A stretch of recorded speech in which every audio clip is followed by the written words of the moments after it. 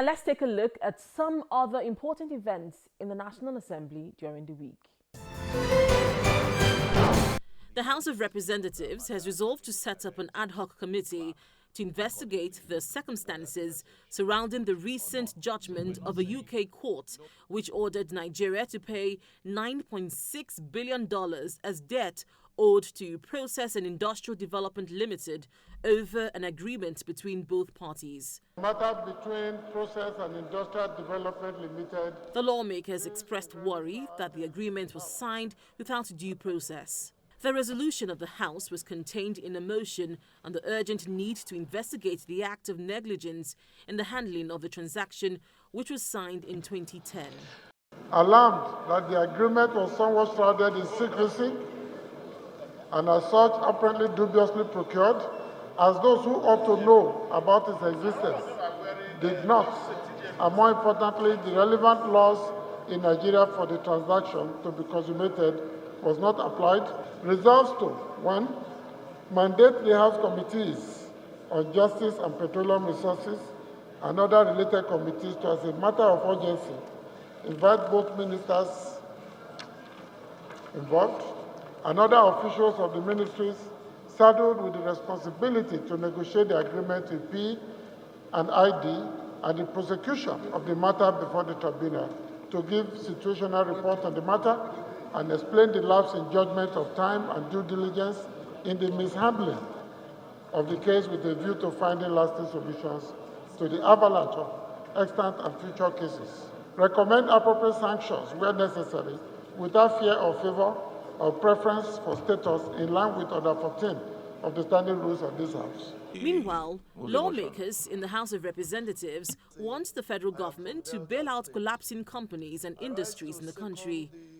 This formed part of the resolution of the House, which was contained in a motion by Representative James Falike on the need to bail out ailing industries to absorb the teeming unemployed graduates and create wealth for the country. For innocent citizens who are not interested in going to criminality, they are being lured because they have nothing else to do. There are so many opportunities for us. Mr. Speaker, honorable colleagues, if the government can identify, let's say, 100 companies in Nigeria and approach the major banks, World Bank, Africa Development Bank, and whatsoever, and say we want to resuscitate these 100 companies and take a loan to do it, I think that Nigeria will be better off for it. This is the essence of this motion, Mr. Speaker.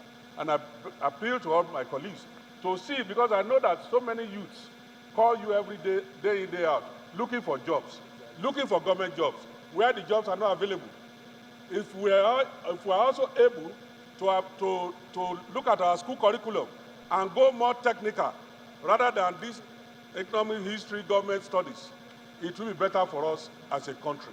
Why is Chinese? Why are they better off today? Because they are all technically based education.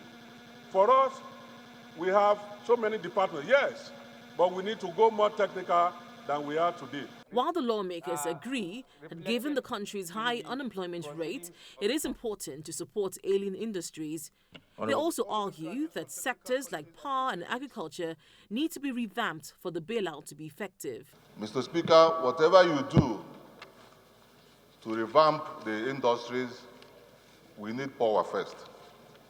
There is nothing we can do without power generation. If we continue to invest in industries without investing first in power, Mr. Speaker, I don't think we'll go anywhere.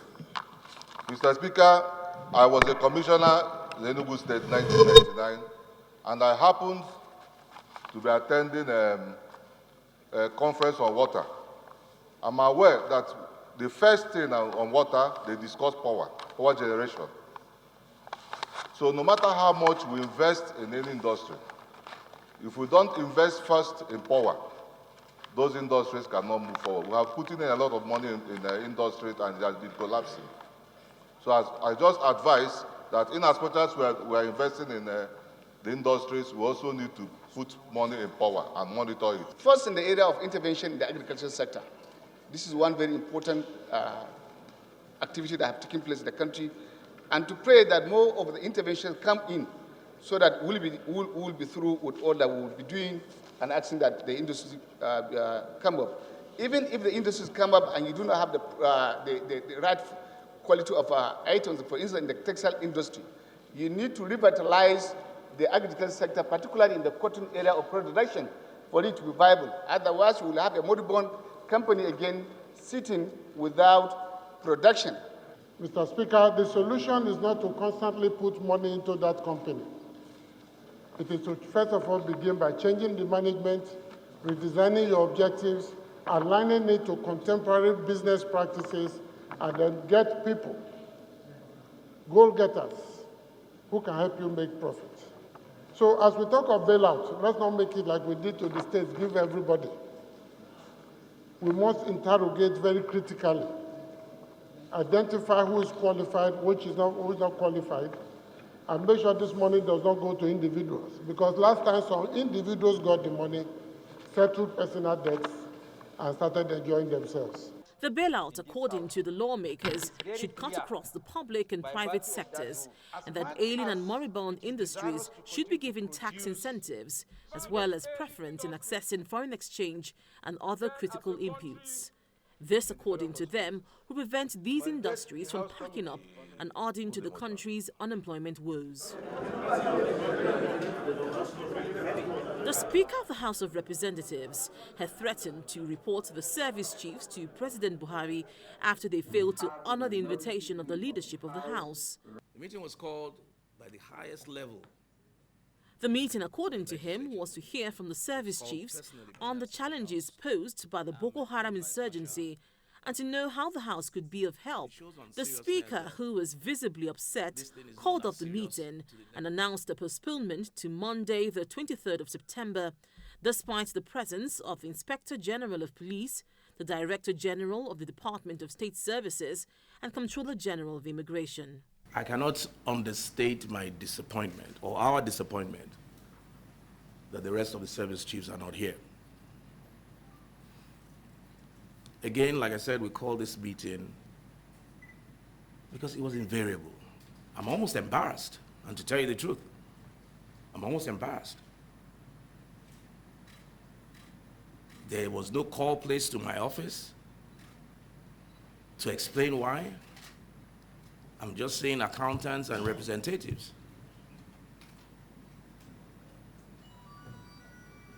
So, honorable colleagues, I'm not sure how to handle this, because I don't think this has happened that I know anywhere, any parliament in the world, where the head of parliament will call the service chiefs for a nagging problem, how to resolve it, and you have what you call no call, no show. I will personally see the president myself. I will, because we're supposed to work as one. We received emails from viewers reacting to last week's edition of The Gavel, where we interviewed a lawmaker and a member of a civil society organization on the National Assembly's proposed plan to purchase vehicles for senators worth 5.5 billion naira. An email from Williams Charles reads, "In my view, if our reps insist on spending such huge sums to purchase what they term operational vehicles, then it shouldn't be a take-home vehicle after their tenures, so we don't have a situation where a rep member has a fleet of vehicles in his garage after office." We received another email from Amuda Oyewale, who says, "We need to find out what has happened to the vehicles purchased by the 8th Assembly. Has purchase of cars become a tradition for every inaugurated assembly? This purchase must be stopped entirely because the poverty and unemployment level in the land is far higher than allowing this spending. This implies that the government is not showing sensitivity on the plight of an average and poverty-ridden Nigerian." We appreciate your emails and ask that you continue to send them on any of the issues discussed in the program. And this is where we sign off on this week's episode of The Gavel. I'm Linda Kibe, and thanks for watching.